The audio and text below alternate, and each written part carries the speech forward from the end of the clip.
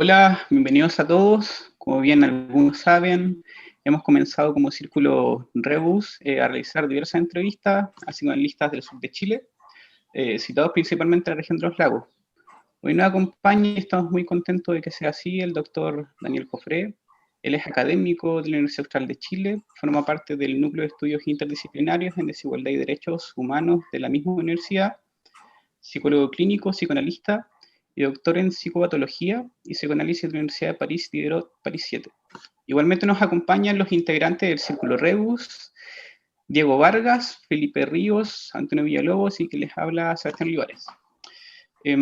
Además abordaremos en esta presente entrevista conceptos cruciales bajo la orientación del psicoanálisis, tales como la historización, identidad y memoria. Bueno, Daniel, para abrir un poco el diálogo, ¿qué nos puedes contar respecto a tu ejercicio actual como psicoanalista acá en el sur de Chile y formar justamente parte de los estudios interdisciplinarios en desigualdad y derechos humanos de la Universidad Austral? ¿Qué nos podrías comentar acerca de esto? Respecto de la práctica clínica que estoy desarrollando, esta se inserta dentro de una agrupación de psicoanalistas que hemos formado, una asociación que se llama Asociación Freudiana del Sur, en donde compartimos algunos lineamientos generales de lo que es comprender el psicoanálisis, qué es el psicoanálisis. Dentro de esta mirada, hemos impulsado una perspectiva en donde se entiende que el psicoanálisis es una forma de lazo social. Es decir, es un ámbito, un modo de plantear la relación entre el sujeto y el sufrimiento que tiende a establecer una modalidad específica de tratamiento del goce. En este sentido, una asociación psicoanalítica no es una agrupación cualquiera, ¿cierto? Es también una forma en cómo las personas que la componen se enfrentan a las experiencias cruciales de la vida y de la experiencia clínica. Yo trabajo ahí desde hace algún tiempo, soy fundador de esa instancia. Tengo, bueno, como todos los psicoanalistas, a varios pacientes, supervisiones, de seminarios teóricos en diferentes niveles. Y de alguna manera el interés de todos estos desarrollos se conjugan también con el ámbito universitario, como tú lo mencionabas, donde participo del Magíster en Psicología Clínica de la Universidad Austral de Chile, y participo del núcleo de estudios interdisciplinarios en desigualdad y derechos humanos, específicamente en las líneas de memoria y conflicto social. A mi modo de ver, el psicoanálisis en la actualidad tiene un desafío permanente de pensar el momento presente. Es decir, de enfrentarse a las lógicas contextuales en las cuales se desarrolla. Freud siempre planteó esta relación. Hay muchos textos donde Freud se pregunta por las relaciones entre el ejercicio clínico, la política, los ideales y la ciudad. Hay muchas reflexiones, por ejemplo, incluso que tienen que ver con la privacidad en la exposición de los casos clínicos que él redactaba, en donde él establece, ¿cierto?, algunos comentarios acerca de su ciudad en la que él ejercía. Quizás sería bueno como ver un poco de lo que ha sido un poco el recorrido académico, ¿no es cierto, Daniel, del último tiempo, bueno, y del último, de los inicios. Por lo que sabemos, ¿no es cierto?, no eres oriundo, sino que perteneces a otra zona geográfica del país. ¿Cómo fueron los inicios? ¿Cómo fue esto de vincularse también con el psicoanálisis, la trayectoria, todo eso? Perfecto. Miren, yo soy del norte de Chile y llegué a Valparaíso a estudiar Derecho. Tuve un buen año bastante interesante en Derecho, pero me gustó mucho más la filosofía y la orientación humanista. Así que arribé a la escuela de psicología que estaba en la Facultad de Filosofía y Humanidades. Digo esto para plantear que, como cualquier joven, de esa época, uno no ve con muchas amplitudes las cosas que puede estudiar. Entonces, si un humanista tiene que ser abogado, es como una repetición. Y sin duda, en este sentido, encontrarse con el psicoanálisis implica algo de inquietud, ¿cierto?, que uno puede tener, pero también algo que tiene que ver con algo que uno no esperaba.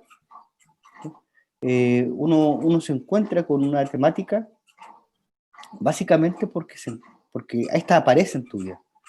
Yo en los inicios, me estudiaba mucho, me gustaba mucho la asignatura de Derecho Constitucional, y las teorías políticas, las construcciones de lo humano, y cómo esto siempre descansaba en una cierta antropología, es decir, siempre había una idea de hombre detrás de una idea de sociedad. Así cuando comencé a estudiar psicología, evidentemente en un comienzo me decepcioné porque había una cierta liviandad para tratar los temas, o ideas mecanicistas de lo que era la mente o la subjetividad, y también una cierta, yo diría,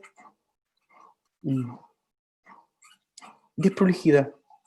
Hoy día yo lo llamaría así, el modo en que se tomaban ciertos conceptos, por ejemplo, conceptos como de que la verdad era relativa, y todo eso en un contexto que, para que se contextualicen, ¿cierto? Yo cuando entré a la universidad fue la detención de Pinochet.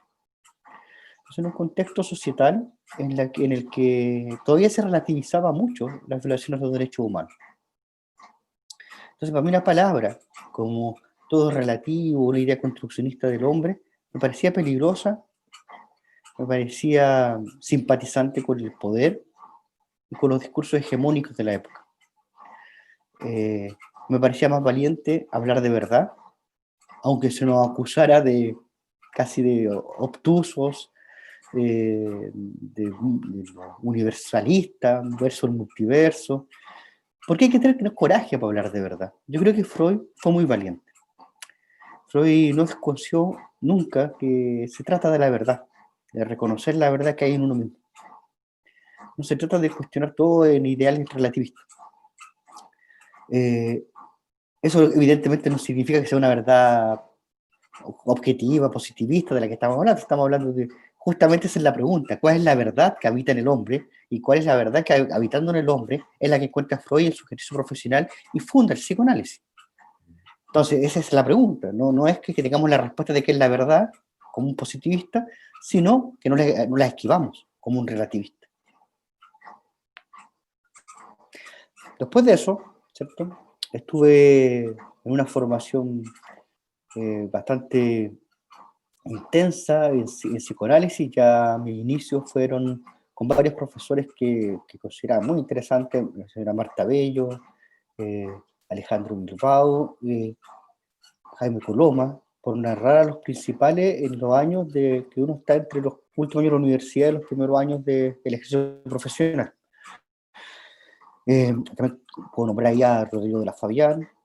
Es decir, tuve la suerte de encontrar en medio de mucha gente muy capaz, con muchas perspectivas y como yo les decía, ¿cierto?, con el ánimo del modo de que el psicoanálisis es un vínculo, ¿cierto? Yo nunca sentí una relación con los profesores que eran generacionalmente anteriores a mí como puramente instrumental. Yo siempre sentí que había un interés genuino por sostener lo que había en uno, en ese deseo de seguir estudiando, de seguir pensando. Yo después de los primeros años de ejercicio, me dediqué por tiempo mitad y mitad a la docencia y a la clínica, que es un poco lo que hago actualmente. Pese a estar contratado 44 horas en una universidad, siempre he mantenido un ejercicio clínico alto.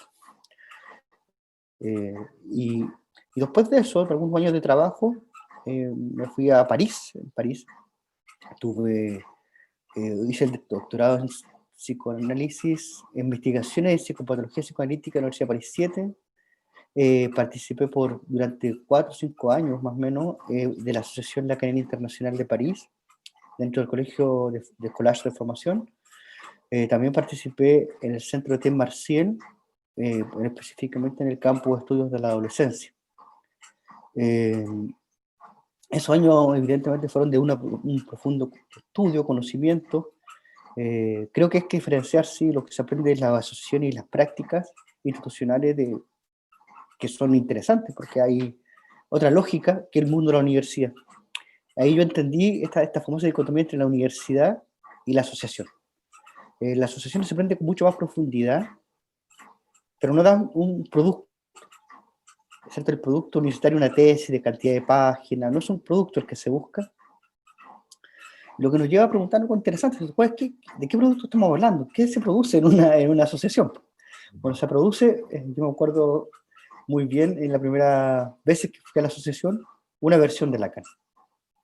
¿Cierto? Contrariamente a lo que uno puede creer que hay en las asociaciones lacanianas, que es como una suerte de evangelización sobre una forma de Lacan, yo encontré todo lo contrario. No sé si es mi experiencia y la otra experiencia también existe, pero lo que yo encontré fue una explícita invitación a construir un Lacan.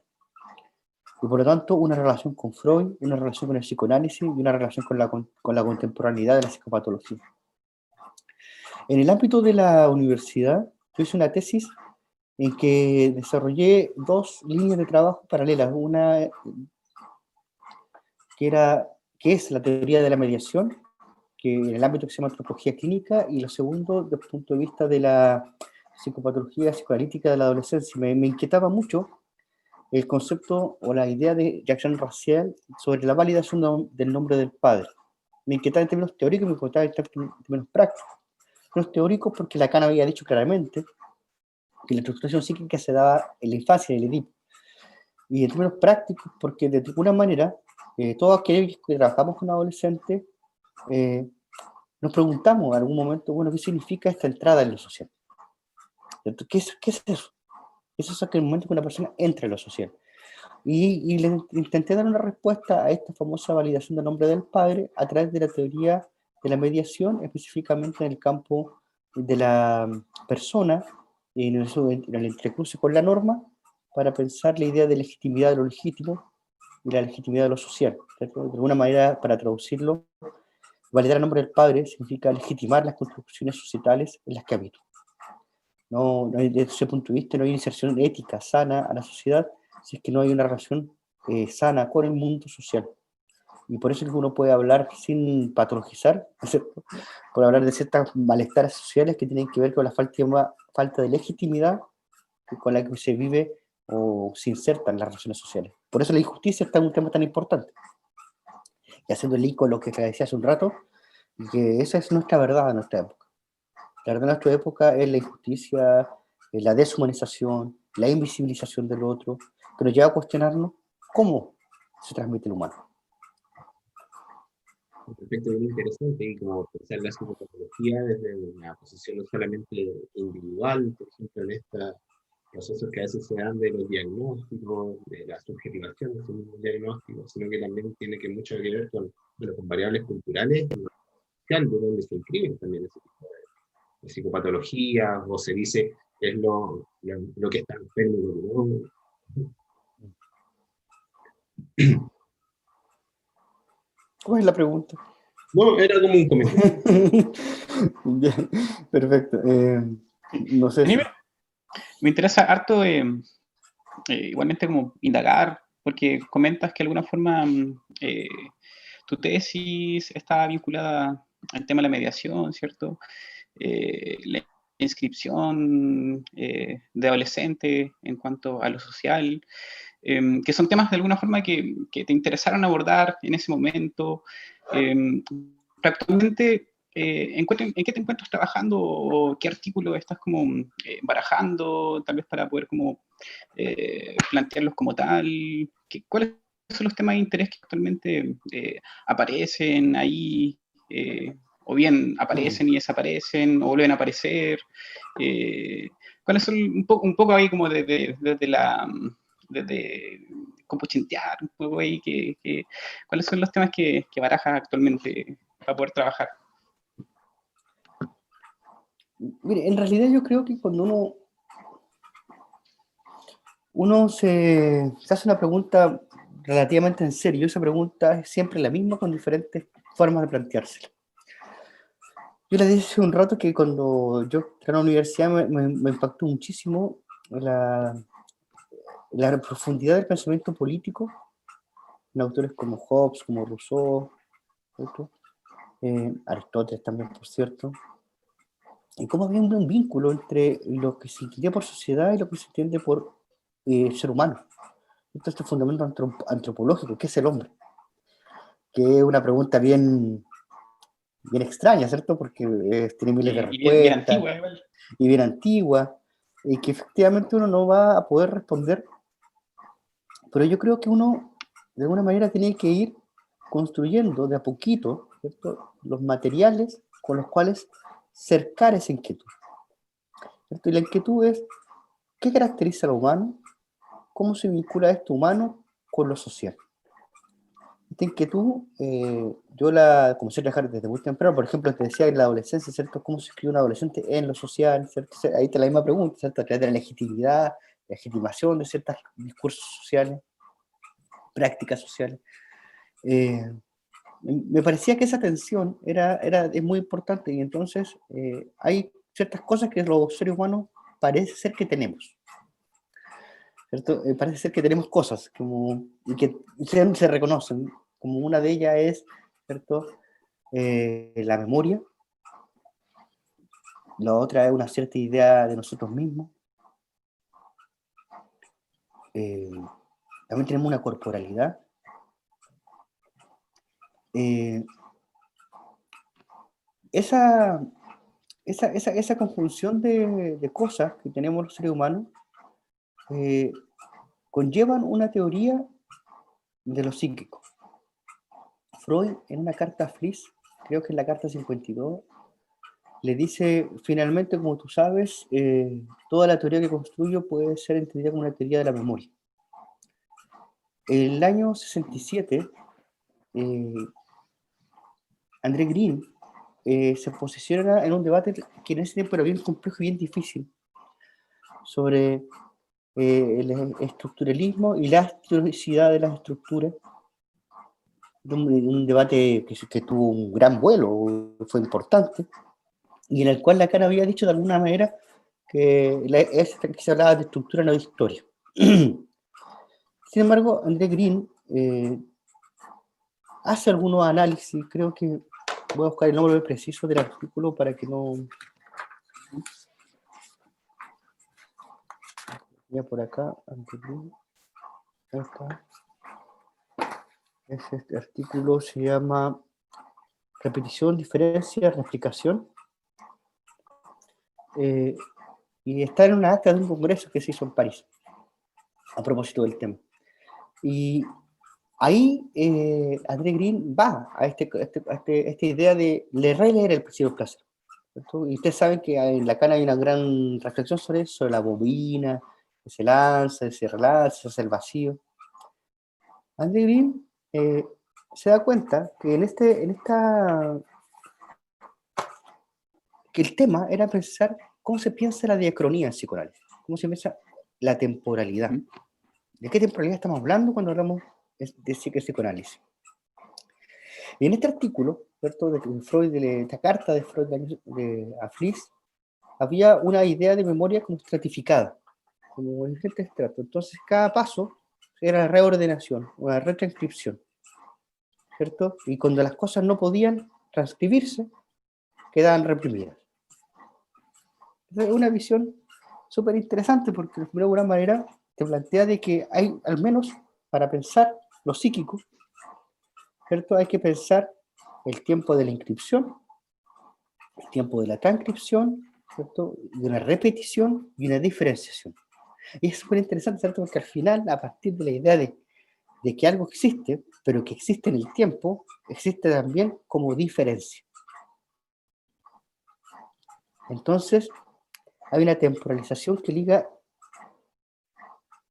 la memoria, en el sentido de que es algo que se repite, ¿cierto?, pero que al repetirse deje de ser idéntico así, y sin embargo, ¿cierto?, remite así. Entonces, sin embargo, mantiene una identidad.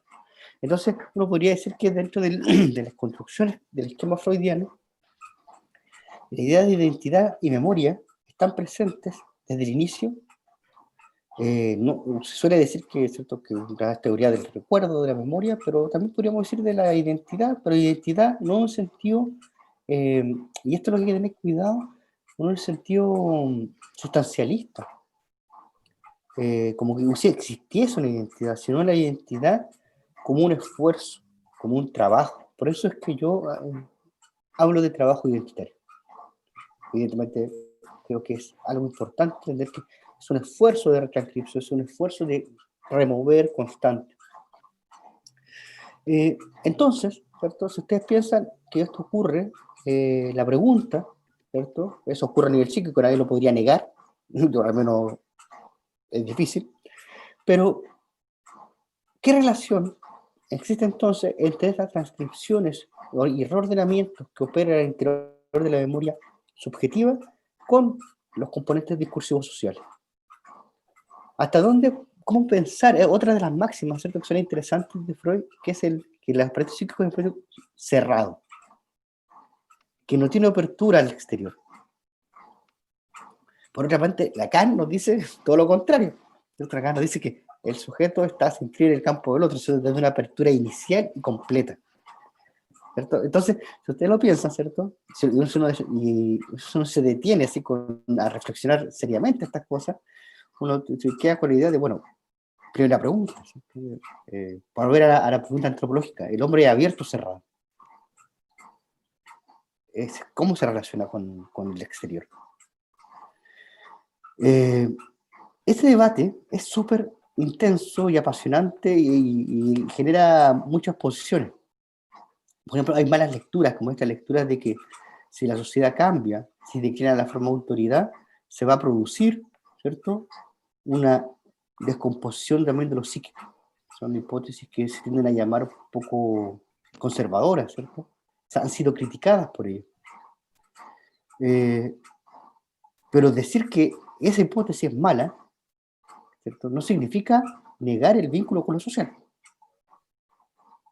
Hay que tener cuidado, hay que detenerse. Porque la pregunta es, bueno, si usted me dice que no queremos pensar en lo que las sociedades han dejado de ser, pero queremos pensar el presente, el tiempo presente. ¿Cómo lo hacemos? Mi respuesta es muy simple. Es, bueno, no hablemos de lo que las sociedades han dejado de ser, sino hablemos efectivamente de lo que las sociedades son hoy.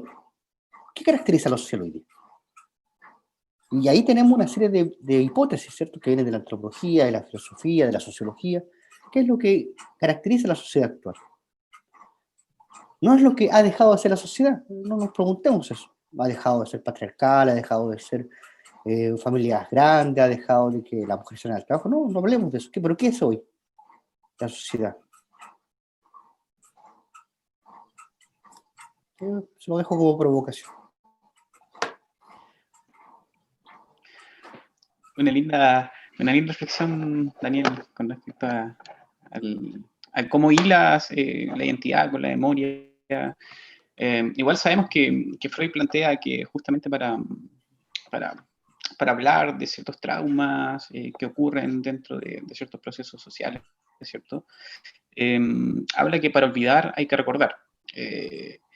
Y claro, justamente el recordar significa rememorar, reinscribir ciertas instancias que quedaron alojadas o un tanto desplazadas hacia lo inconsciente.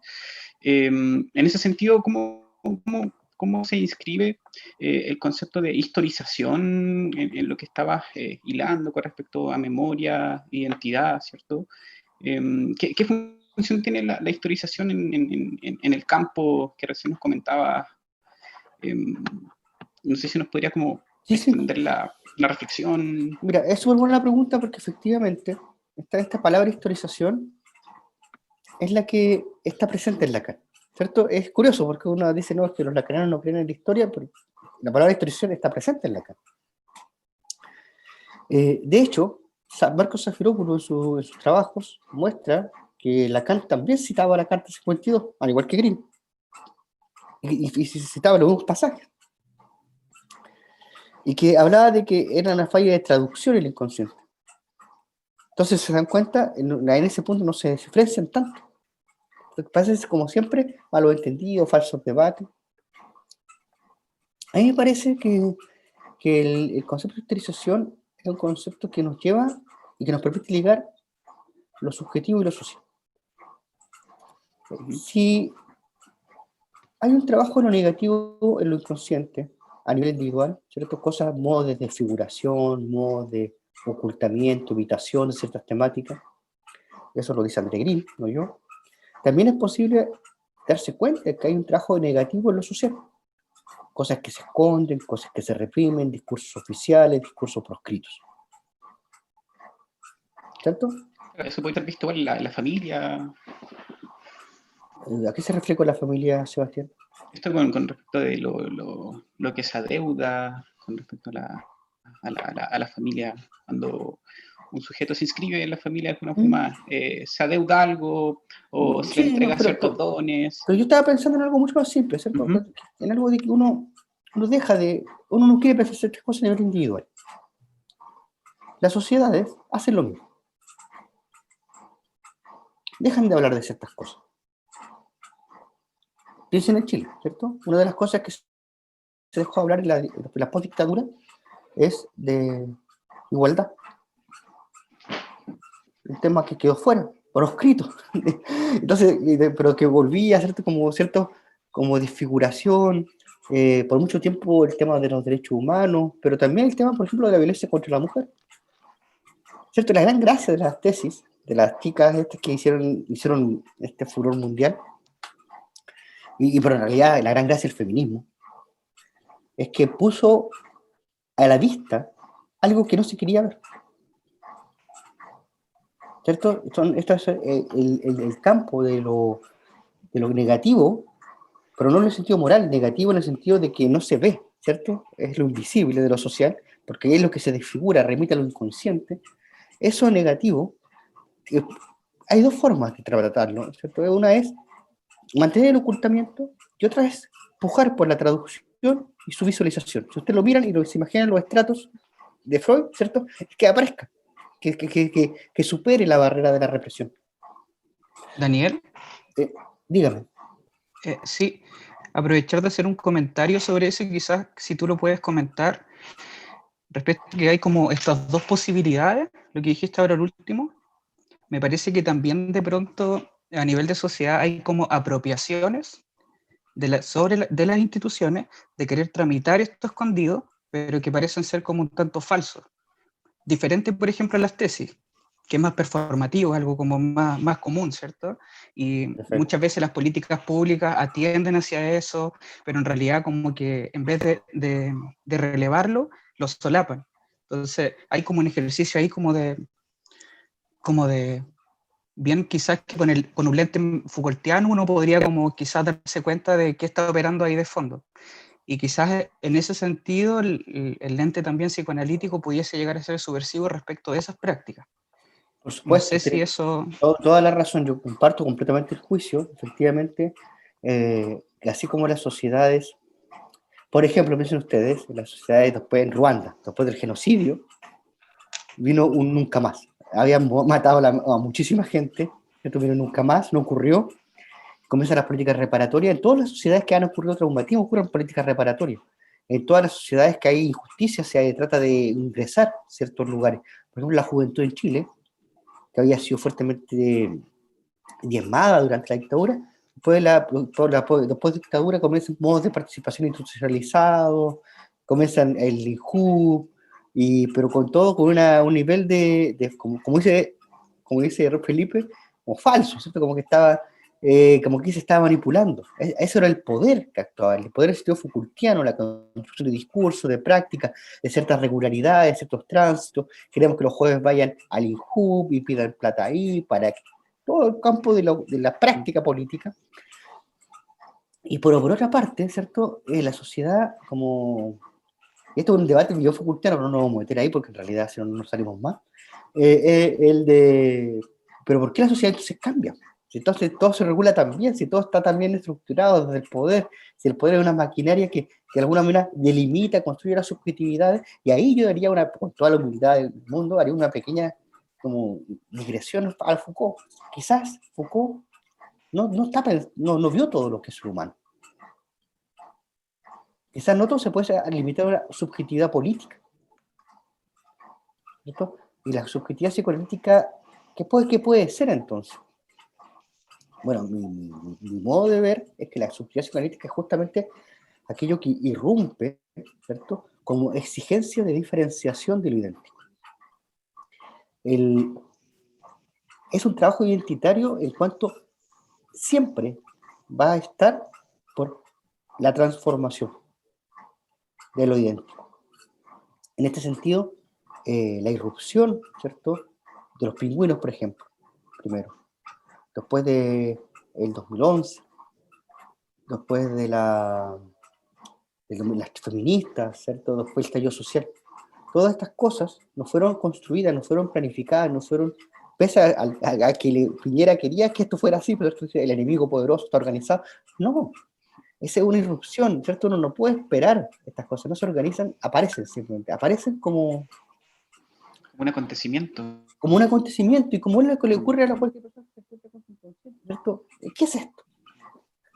¿Qué es esto? Esto no soy yo, esto qué raro que es, ¿cierto? Yo siempre, cuando hablo con jóvenes que se meten en psicoanálisis, les digo, no se olviden nunca, el psicoanálisis no es lo que usted rumea, o sea, el inconsciente no es lo que uno rumea todo el día, el inconsciente es lo que llega y uno no lo reconoce como propio. Porque la rumiación, ¿cierto?, uno le va dando vueltas. Entonces, cuando llegan a sesiones o cuando encuentran casos de supervisión, cuentan, no, que la persona está pensando esto y ese es su conflicto. No, eso es el modo de desfiguración. Es como confundir al ligado a lo social, ¿cierto?, los procedimientos de desviación de la atención, por ejemplo, a través del IJUP sobre los jóvenes, y la irrupción del estallido social o de las crisis estudiantiles. Una cosa es el modo de desfiguración, de desmanipulación, y la otra cosa es lo que irrumpe y la sociedad no quiere reconocer como propio, pero que es profundamente propio. Y en sentido profundamente propio porque es el modo en que se devela, nuevamente voy a usar la palabra, su verdad. Estaba justo pensando en eso, Daniel, en el término de verdad que tú utilizabas, que está muy ligado a la forma en que tú te acercas al psicoanálisis. Y un poco conectándolo con lo que mencionaba Felipe, de que se intentan poner como una especie de discurso institucional que se aleja de la verdad. La verdad al final, como dices tú, está en los actos quizás más cotidianos. En este sentido, Daniel, ¿qué papel como que cumple el psicoanálisis o las organizaciones, como decías tú, las asociaciones psicoanalíticas en la actualidad? Estaba pensando un poco también en la iniciativa que tú tienes, Intervalo, que es como este espacio que se genera con otros analistas de la zona, que tiene por un lado un área de atención clínica, pero también ofrece otros espacios de formación académica. ¿Cómo ven ustedes este espacio que crearon y cuáles son como quizás los objetivos que tienen para este espacio, para este centro de atención clínica?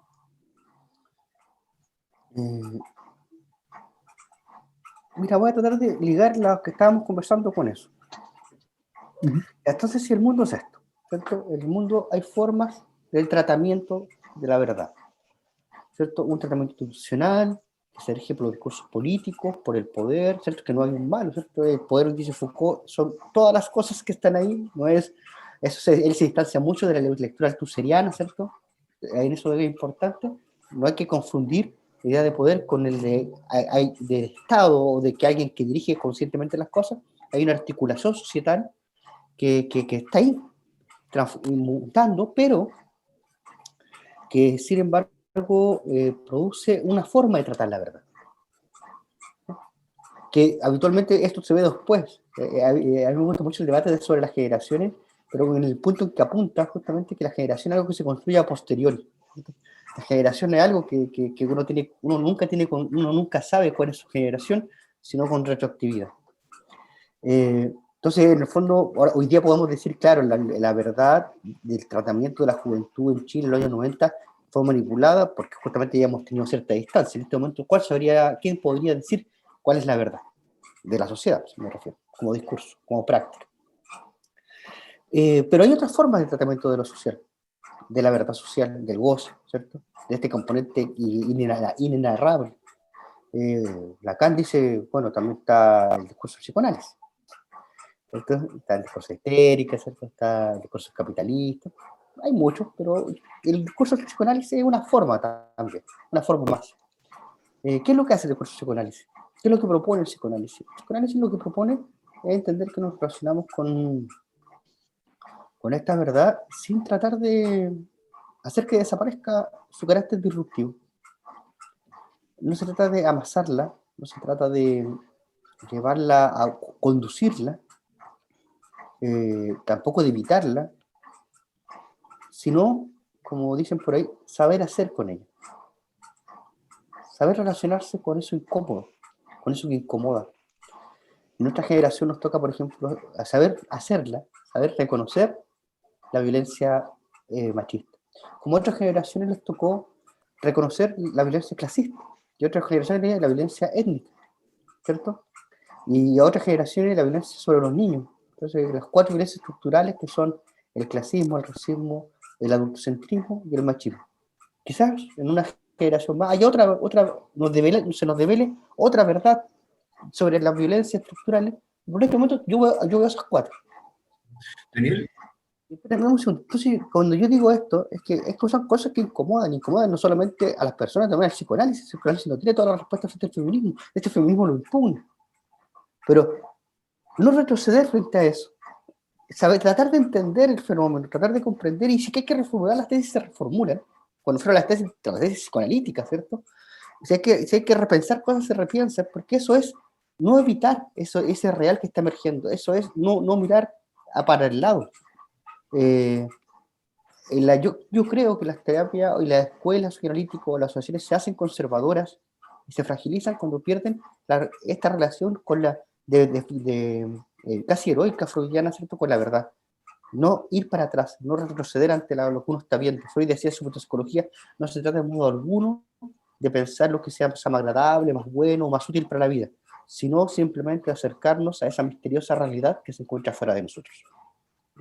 ¿Cierto? Y eso vale tanto para una orientación epistemológica, ¿cierto?, como una orientación asociativa. No tiene ningún sentido hablar de una asociación psicoanalítica si no se hace cargo de su tiempo presente.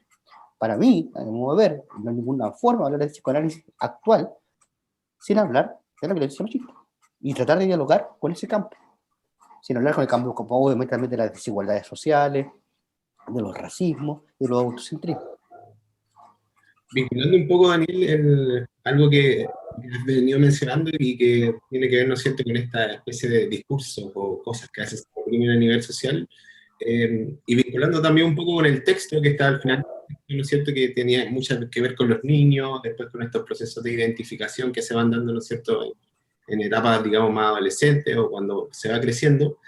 Me gustaría también que dieras quizá a conocer tu posición o de qué forma también se puede criticar este discurso que lamentablemente, por ejemplo, los adolescentes, hablaba Bin-Hu, los adolescentes a veces tienen esta posibilidad, ¿no es cierto?, de ser mucho más transgresores, ¿no es cierto?, o de que se hagan escuchar, por ejemplo, en el metro de Santiago ante un descontento social. Nos llamaba la atención, por ejemplo, el caso del Sename en Chile, que son muchas veces voces muy silenciadas de niños que están siendo vulnerados por distintas esferas, ¿no es cierto?, de su vida.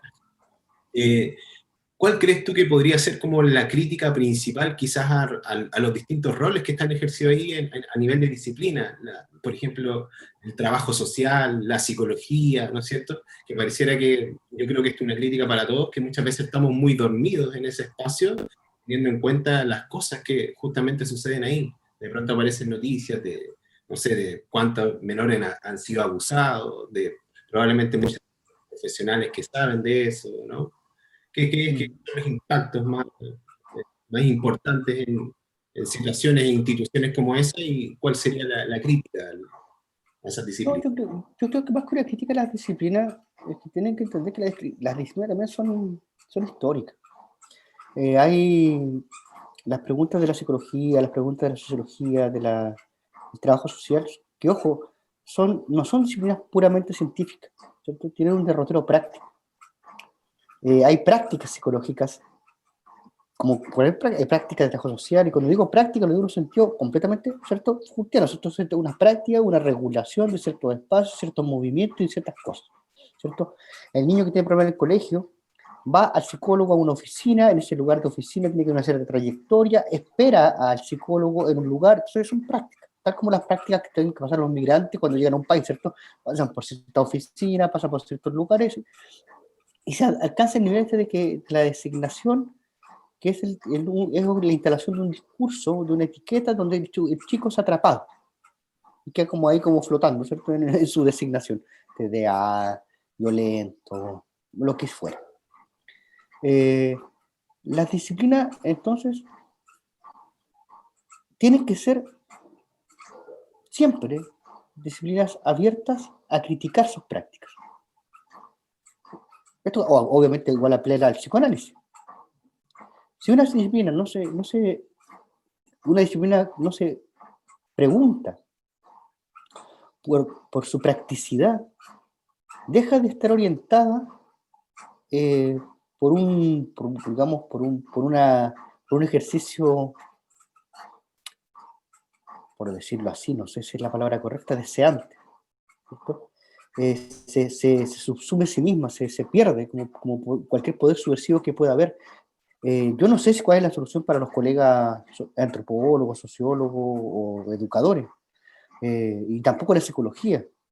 Yo cuando practico la clínica la practico del psicoanálisis, y ahí sería la misma respuesta que dije recién, ¿cierto? Hay que ver la verdad que hay detrás de esta modulación. ¿Cuál es la verdad, por ejemplo, piensen ustedes, respecto de los niños con el TDA, o los niños con autismo? La verdad oculta de los niños con TDA es que queremos padres que puedan no tener que hacerse cargo de sus hijos. Y eso nos toca a todos. Usted el día de mañana, cuando ustedes sean padres, se van a encontrar con la necesidad de que el niño no moleste. Por eso nuevamente es cierto que si uno va y en lugar de preguntarse cómo regulo las cosas, si no me pregunto qué verdad incómoda hay detrás de esto y cómo respondo a ello, cambia profundamente las cosas. La crítica, yo diría, va más al posicionamiento con el cual uno ejerce su rol.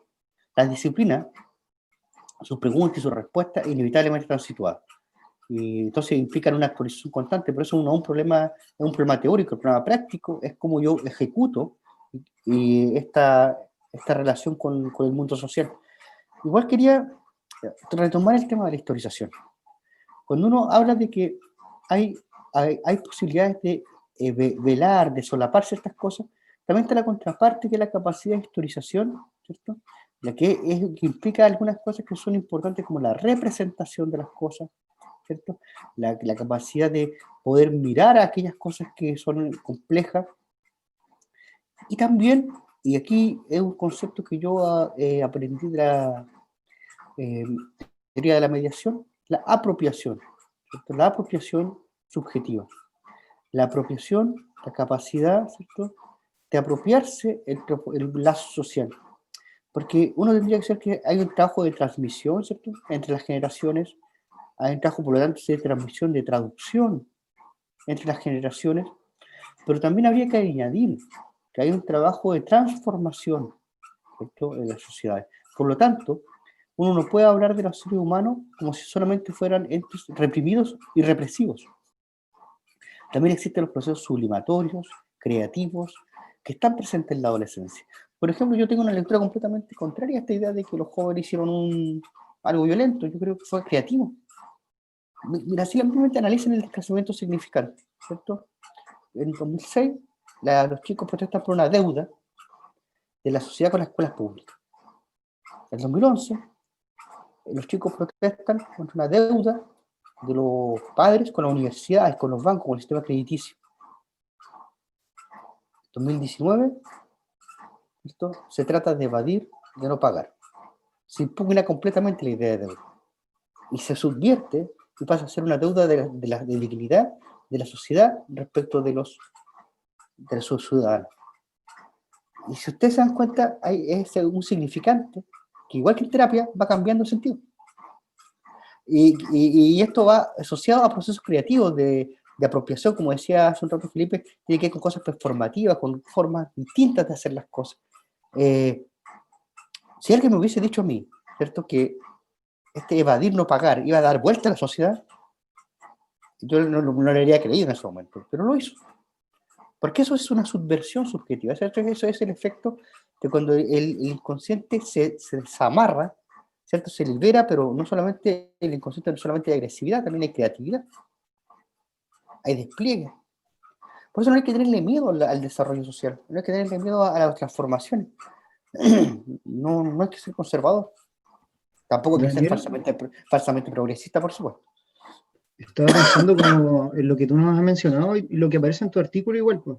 Esta mediación simbólica que es transgeneracional, lo que has mencionado tú, por ejemplo, esta invitación a la transformación, a tener presente la memoria, las repeticiones, las diferencias. Me parece que tú haces una invitación a ver cómo este ejercicio que hicieron los jóvenes en Chile, como para replicarlo o que nos sirva para reflexionar a los adultos igual o a las personas, pensando también en estas preguntas que te hacemos como en torno a las disciplinas, por ejemplo, a la psicología, no sé, que haga este ejercicio como de memoria, de replanteamiento y como de transformación. Yo creo que más que mi invitación es a darnos cuenta que las palabras, ¿cierto? Esto es como muy lacaniano, las palabras cambian de sentido. Cambian de sentido incluso si cambian de localidades. No todas las cosas significan lo mismo. Y, por ejemplo, ¿cuál es la crítica que yo le hago a la sociedad, un poco a la academia, que habla de juventud, no la academia de todas, estudiantes de ciertos sectores, que hacen discursos generalizantes de la sociedad? Por ejemplo, todos los jóvenes chilenos son jóvenes psicológicamente inmaduros, con grandes pulsiones, con grandes ganas de encontrar un lugar en la sociedad, y que al ver frustradas sus aspiraciones de desarrollo, ¿cierto?, llegan a la violencia. Esa es la tesis que se escucha constantemente en los medios de comunicación. El problema de esa tesis, más allá de que es verdad o no, y quién puede saberlo, el problema es que es general. Habla de los jóvenes como si fuesen todos iguales.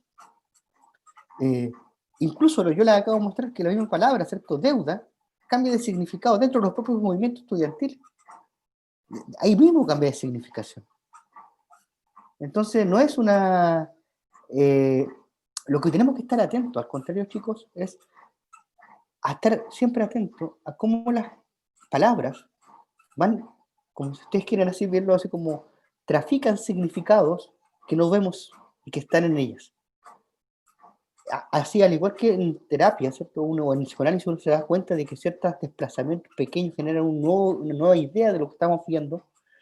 La sociedad también opera con estas traducciones y transformaciones de sentido que generan formas de hibridación, formas novedosas de significación, y que habitualmente no las vemos, pasan. Como les decía, las generaciones se dan cuenta de su carácter generacional con posterioridad, pero no hay por qué escudarse en eso. También podría pensar, bueno, de qué manera, además de ser una práctica que no reniegue la verdad, hacemos prácticas abiertas a los discursos y sus posibles significaciones, a sus traficantes de sentido, a sus disrupciones que no esperamos, ¿cierto? Nuevamente, ¿cierto?, el inconsciente de lo inesperado.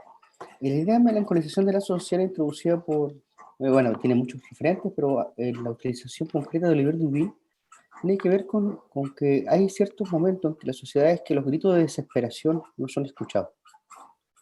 La sociedad se melancoliza cuando, de alguna manera, hay una distancia respecto de lo que el otro puede decir. En ese sentido, yo creo que cuando uno habla de melancolización de la sociedad tiene que ser cauto. No se trata de hacer un diagnóstico patologizante de lo social, sino simplemente de advertir que el otro tiene un deber primordial. Ahora hablo del otro con mayúscula. El deber primordial del otro con mayúscula es acoger los tiempos del sujeto. Y cojo el ejemplo del sujeto significa ser capaz de escuchar lo que dice el otro, estar atento a sus posibles vociferaciones. Yo daría vuelta a la pregunta, Sebastián. Yo no me pregunto por la violencia que hacen los jóvenes, sino por la violencia que la sociedad hace sobre los jóvenes. Piensa solamente en una cosa, por ejemplo, esta idea de la primera línea, ¿no? Aplaudido, llevado al lugar de héroe, pero ahí hay una deuda también, ¿cierto? Los padres no pueden pelear, los hijos van, los chicos van. Y hay algo como sacrificial, ¿cierto? Estos cuerpos pierden sus ojos, pierden sus vitalidades. A mí me parece que, nuevamente, ¿cierto? Hay que desconfiar de lo que uno cree, que los chicos de la primera línea yo no los pondría en altares. Yo me pregunto, ¿por qué los dejamos ir a esa lucha? Que hay en nosotros, como sociedad adulta, que incluso lo aplaudimos y como si fueran militares profesionales, ¿cierto? Es muy extraño. Ahí hay un campo de gozo, y que si uno no se horroriza ante eso, no está viendo algo. Hay algo ahí que no se puede evitar. Una sociedad adulta, incluso que se dice progresista, que aplaude el sacrificio de los cuerpos juveniles, es una sociedad para mí que está en un tren de melancolía. Bueno, chicos. Sí, Daniel, eso. Muchas gracias por participar de la entrevista. Estamos muy contentos de que se pudo realizar, ¿cierto? Darte las gracias y como Círculo Rebus ahí siempre, Rebus, siempre abiertas las puertas para poder como dialogar acerca de algún caso, así esperamos. Ojo que esto de Rebus, ¿cierto? Habla de los significados, ¿cierto? De los múltiples significados que adquieren las cosas, ¿cierto? A propósito de lo que estamos